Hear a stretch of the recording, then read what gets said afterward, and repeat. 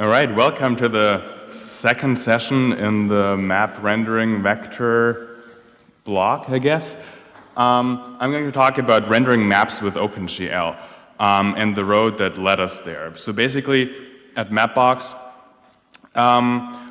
we want to render maps on as many different devices as possible. So that's why we're still using raster tiles, because they're very compatible. You can show them on all devices. But this is only getting us so far. We want to do a lot more with maps. So we started to look at how maps are rendered. Basically, there's two ways. You can either use the CPU or the GPU that is built into the devices you have. When you use CPU-based rendering, like Mapnik or HTML5 Canvas or even SVG, this tends to look very different from GPU-based rendering in that rendering on the CPU allows you to do a lot of cool effects, like very high fidelity stuff that you can't do as easily with OpenGL or WebGL. But obviously drawing on the GPU is a lot faster, especially if you want to have fast updating maps, if you want to have seamless zoom, if you want to rotate the map. So let's look at ACK first. ACK is the renderer that is used by Mapnik to draw the actual lines and polygons. It is very high visual fidelity in that the line drawings look very accurate. It's also very mature, but it's CPU-based, and so is Canvas. I tried implementing a map renderer in Canvas, and it actually works, but panning around is sort of slow, and it's also single-threaded, so this means it blocks the browser UI. So this is not really the solution that we're looking for. We could also use SVG.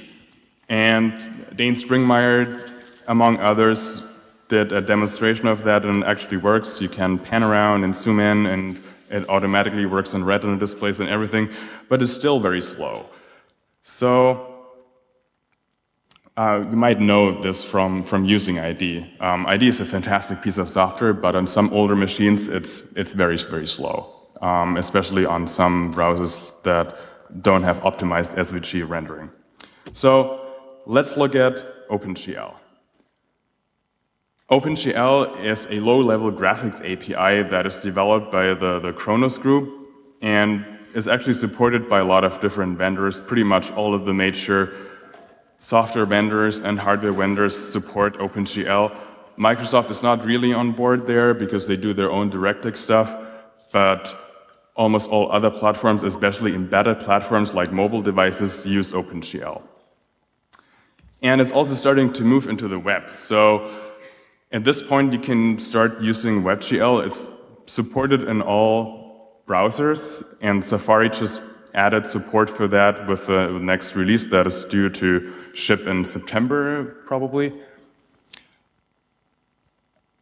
There's a few disadvantages to using OpenGL, though. So you can't immediately switch your entire map rendering to OpenGL because it's often disabled on slow machines.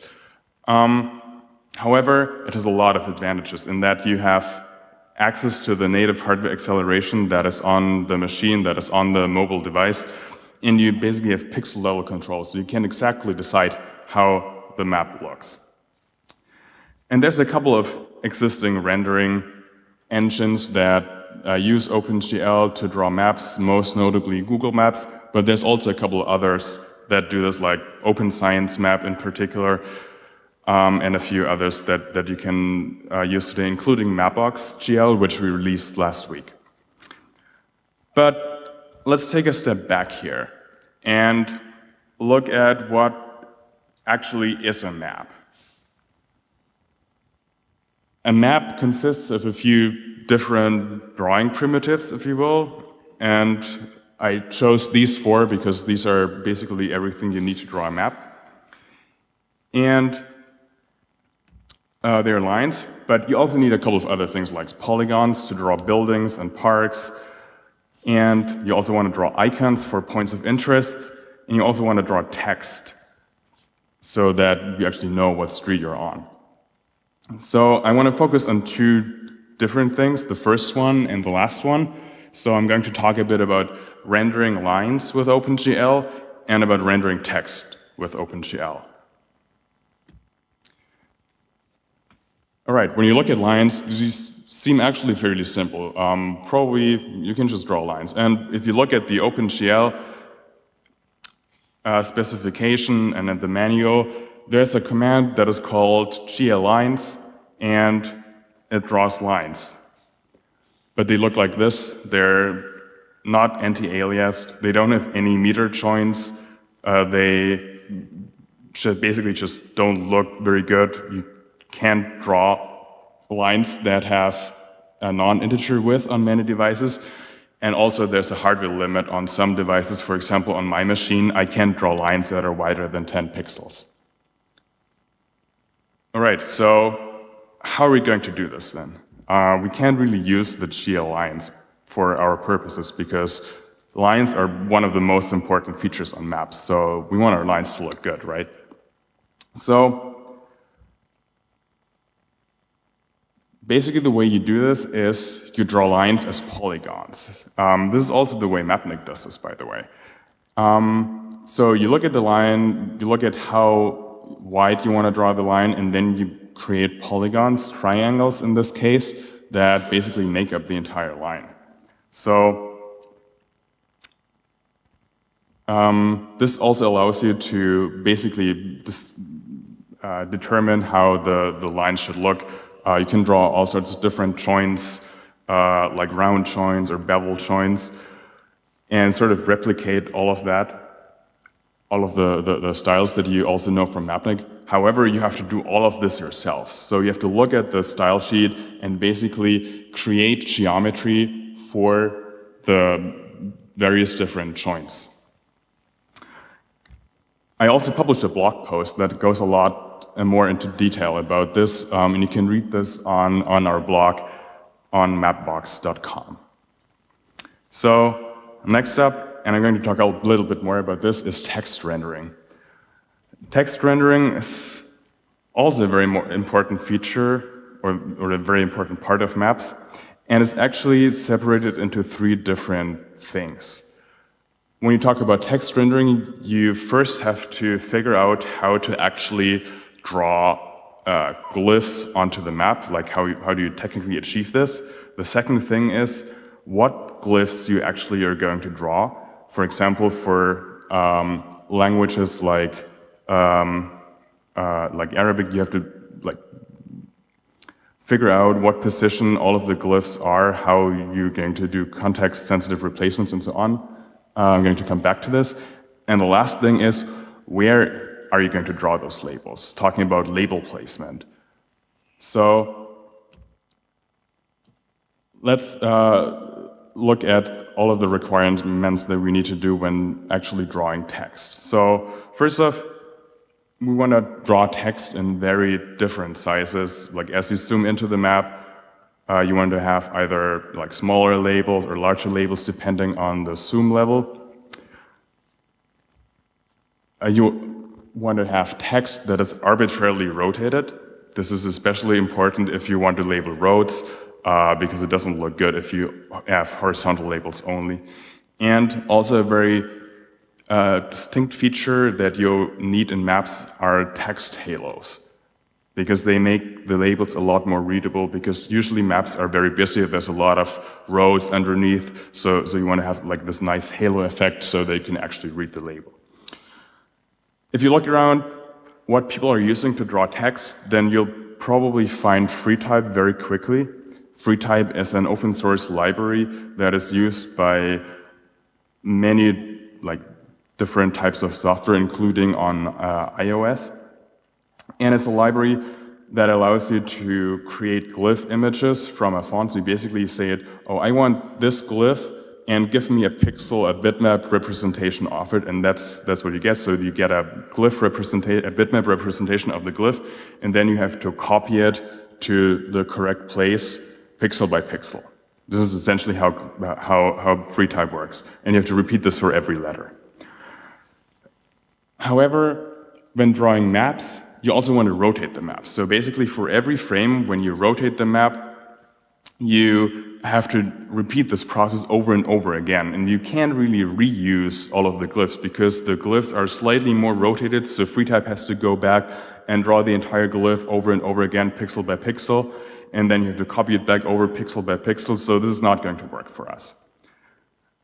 So I looked around a bit and I found this paper from Valve Software talking about alpha-tested magnification, and the thing they use is called a signed distance field.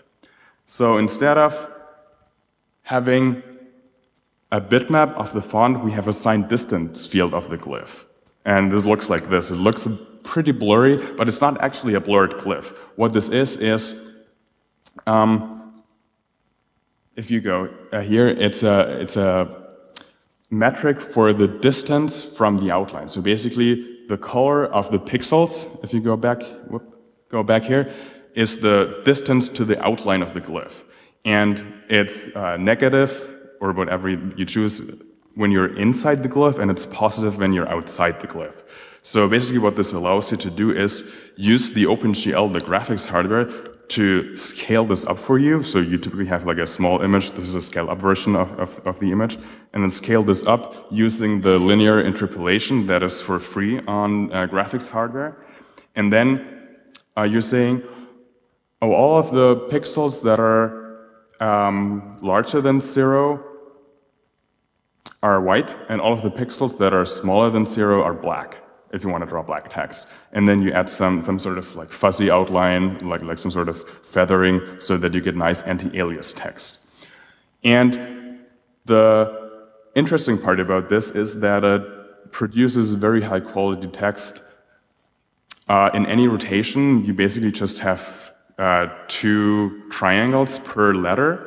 So all of the things you can draw in OpenGL are triangles. So for a rectangle like a glyph, you need 2 triangles.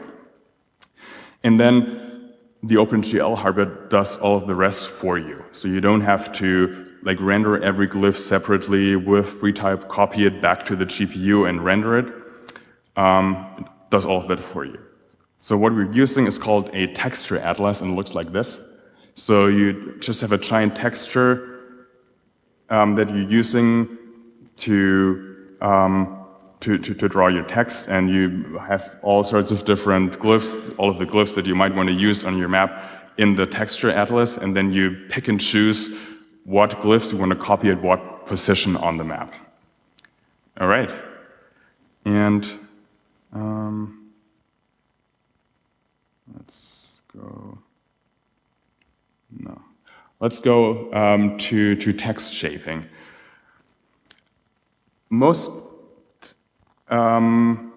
when I started with this, I thought, oh, it can't be that hard to draw text, but it actually is, because what text shaping means is that when you look at the Unicode character that is stored in the OpenStreetMap tags, and you want to find a font glyph for that, it doesn't work that way. So there's no one-to-one mapping between Unicode characters and font glyphs. As an example, look at this. It says Sophos in Greek, and the first letter and the last letter are the exact same letters. So when you write Unicode, those are the same Unicode code points you type, except when the Unicode code point is displayed as the last character in a word, you use a different symbol to visualize it. This is called context-dependent shaping, and a lot of different languages have this as well. For example, when you don't do any shaping for Arabic text, it looks like this is completely illegible. I don't read any Arabic, so it's completely illegible for me anyway. But basically what you see here is the Unicode code points from left to right. However, a property of Arabic means that if a glyph is at a different position within the word, it is replaced by various different symbols. And this is to achieve the joint writing that you see here. Another thing that you also see here is the text direction. So basically, when you write the text, you write it from left to right. rather not left to right, but you write the first symbol, then the second symbol, then the third symbol, and that is how it's stored in the map or in the feature properties. However, when you display it, you actually have to display it in reverse, because Arabic is a language that you write right to left. However, this is not the end of the story here either. If you look at text like this, you encounter that many labels actually have more than one writing direction. So you can't say, oh, all of this text is written either left to right or right to left. Oftentimes, you'll have text with other writing direction embedded into the text. For example, like here, you have the numerals written as left to right, but the rest of the text is written right to left. It doesn't end here, though. Some languages, and I forgot which language this is, I'm sorry, have also stacked diacritic symbols. This means if you look at the top example, you see there's like the third and the fourth are diacritic symbols that are meant to modify the previous letter. But when you apply a naive approach and render them on top of each other, you can't really read them anymore. So what you have to do is, you have to look at the second letter and see, oh, there's a third letter that is a diacritic sign that modifies the second letter, and then there's another diacritic sign that modifies the second letter as well. And then choose the appropriate glyph from the font, like in the example at the very bottom, to have both of these diacritic signs displayed. So what are we going to do? I obviously don't know all of these languages, right? However, there's a library called Harfbus that does this for us, and it's heavily supported by Google, and it's an open source library, and basically what you do is you tell it, oh, here's the text, here's the Unicode code points that I want to shape, and here are the various fonts that I want to use to display this text.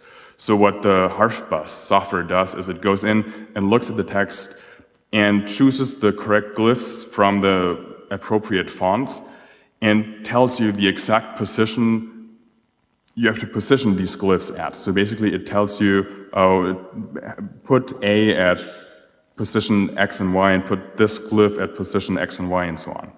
And then you end up with like correctly laid out text. The third property, or the third part of of text rendering is label placement. We've seen so far how we can actually technically render text. We've seen what else we have to do to display the correct glyphs. And now we have to find out where we have to display all of those labels. And when you look at Mapnik, basically the way this works there is you try to place a label. If there's no label there yet, we just render the label there and mark this place as having a label. So the next label that we want to render basically collides with the previous label and is not getting rendered. This is a very naive approach to label placement, but it works sort of well for Mapnik. However, when we're rendering maps with OpenGL that have a seamless zoom, this is not going to work, because we don't want to have pops in our labels. So basically what this means is, if you zoom in into the map label should always stay there, and it should not vanish and then appear again and then vanish and appear again. So it's like you don't want to have any flickering when you zoom around the map. You also don't want chumps, and this means that the label position shouldn't change. For example, when you draw labels with Mapnik, you typically say, oh, you can place this label either below or above the feature, for example, for city names. However, you don't want situations where when you zoom in, the label is at the bottom, then flips to the top, and then jumps back to the bottom. You want to have a consistent label appearance. And you also don't want to have this based on the history of the navigation. For example, you want to have don't want to have the situation where, based on the navigation history of the user, like how the user panned to a particular position, the map looks different, right? Because like if you send a link to someone else and he's not going to see the same labels as you, and it's very hard to debug if you base this on the history. So we're looking at a paper from Beam, Digest, and Yap, which has the idea of using three-dimensional cones to display labels. So we basically have like three-dimensional arc tree, and then place the first label and have it as a cone, and then we basically downsize all of the other cones, meaning that they will start appearing at a deeper zoom level. So when you zoom in, the label size stays the same, but obviously there's more space around because you zoomed in. So all of the features are further apart visually. And then you can start showing the labels at a particular zoom level. So all of this is pre-computed, so we don't have to do any runtime labeling, which is very costly. I know this is a lot of content that you've seen so far, and basically the idea I wanted to convey is that when you start rendering maps, you first think, oh, look at the map. It's not that easy. It's not that hard to render. You just have a bunch of polygons, a bunch of lines, and a couple of text. But there's a lot of things that surprised me when I started writing the map render, things that I didn't realize when I started the project.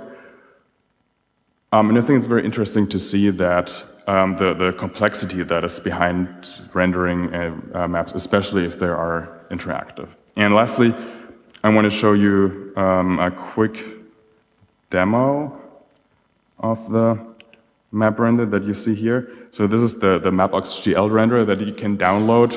It's open source, and you can pan around, you can zoom in, and you see the Mensa here. And you can also rotate the map. All right. And all of this is open source. This is the C++ version that you're seeing here, but we're also going to release a JavaScript-based version that runs in the browser with WebGL. And we're looking forward to your contributions. So go to GitHub, download it, try it out, compile it on your device for iOS, and tell us what you think. All right, thanks.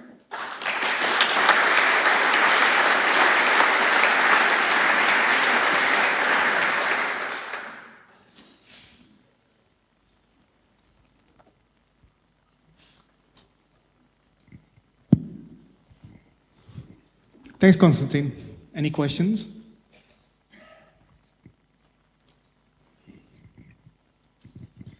I was interested that you briefly mentioned halos as part of the text rendering stuff. One of the, I think, challenges of web cartography is that print stuff before about 5 years ago never used the sort of all surprising halos that we see at the moment. At the moment, if you see a halo on a web map, it goes all around the text. Traditionally, what you do in print cartography is you just knock out the bits that are going to conflict.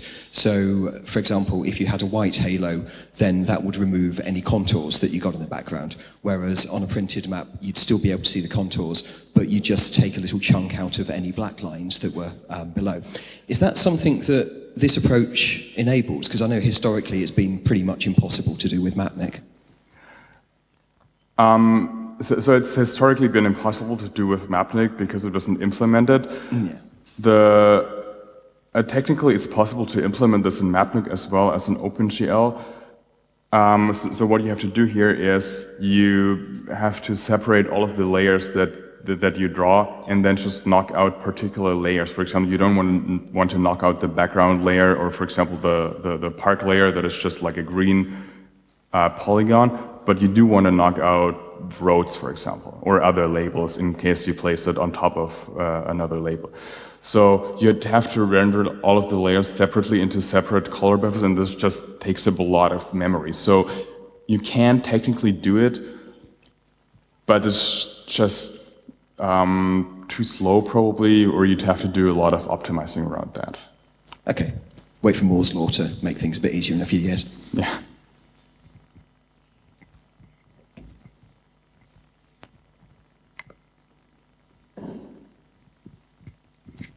I've got several questions, but I'll just stick to one for now.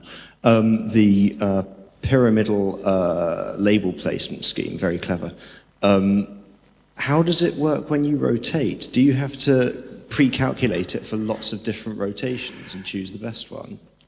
This is a very good question. And we also looked at another paper by Martin Nollenberg and a few colleagues. He's actually here at KIT in Karlsruhe. And basically the paper describes how the label placement works for rotation. Basically the way they do this is they calculate rotation ranges. So they have one range where the label is visible and another range where it's invisible because it would collide with another label. And then you just show the label in one of the ranges. So they sort of simplify this a little by only having two rotation ranges, but you can look at the paper for more details. There's also a blog post by my colleague Ansis on the Mapbox blog that appeared yesterday. So you can also go there and learn more about the label placement on the Mapbox blog at mapbox.com. I believe we would have time for one more.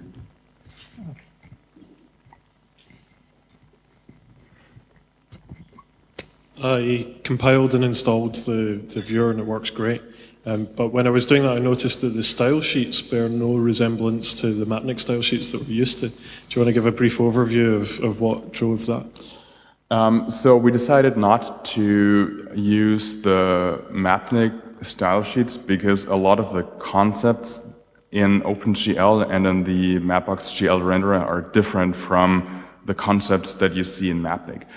Technically, you could write a conversion script that converts existing Carta CSS or Mapnik XML styles to the new style sheet format.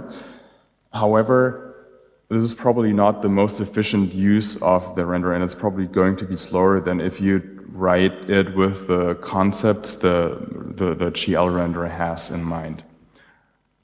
That being said, the current style sheet format that you see being used in the Mapbox GL renderer is not final, and we're working on revising this to be a lot different. Thanks. We can do one more. Hey, about all the pre-computed stuff, how are you going to transfer this to the application? I'm not, so, are you talking about transferring it to the GPU? No, especially when we are talking about the web application, what you're planning to do. So you have lots of pre-calculated stuff like glyph positioning, etc. And you need to transfer this to the web application as well. How are you going to do this? We're not sure yet. We we have one version running that does all of the text shaping, like the glyph position stuff, on the server. So basically, when you load a vector tile, you not only have the positions of all of the geometry, but you also have the glyph positions stored in the vector tile.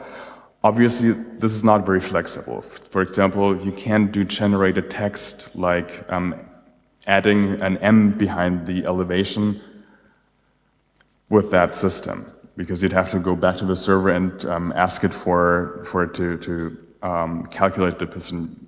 Another way we could do this is by compiling harfbus to JavaScript and use that on the client. And we also have a version that sort of does that. It loads the actual OpenType fonts and then uses a library called opentype.js to extract all of the glyph information and generate all the glyph images on the device or in JavaScript. So the Mapbox GL renderer doesn't do the complex text shaping that you've seen so far. For example, it doesn't really work with the Arabic text that you've seen here. It just like looks horribly right now. But we're working on that. Okay, all right, thanks everyone. Thanks.